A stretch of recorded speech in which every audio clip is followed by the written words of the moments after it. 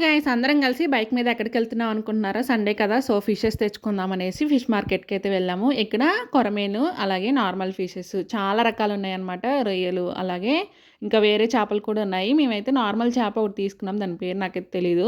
ఇంకా live fish అయితే 200 అంట. నార్మల్ చనిపోయిన ఫిష్‌లయితే 150 అలా పడింది. మేమైతే లైవ్ ఫిష్ తీసుకున్నాం 170 రూపీస్‌కి బేరం ఆడేసి. ఇంకా ఇక్కడైతే అన్ని రకాల చేపలు, అన్ని రకాల రొయ్యలైతే ఉన్నాయి. మేము తీసుకున్న చేప వచ్చేసి కేజీ అయితే తీసుకున్నాం అనమాట. ఇంకెక్కడైతే స్కిన్ తీసేసి నీట్‌గా కట్ చేసేసి ఇచ్చారు. మేమైతే రౌండ్ షేప్‌లో కట్ చేయమన్నాము. సో, అలాగే కట్ చేసి ఇచ్చారనమాట. వాళ్ళకి చాలా ప్రాక్టీస్ ఉండుండొచ్చు. మేబీ 2 మినిట్స్‌లో పూర్తిగా కట్ చేసి ఇచ్చారనమాట. మనకైతే గంట పడతది. ఇంకా నీట్‌గా కట్ చేసిన తర్వాత 2 కవర్‌లల్లో వేసిచ్చారు. ఇదైతే తీసుకున్నాము. మాకైతే 170 రూపీస్ కేజీ పడింది లైవ్ ఫిష్.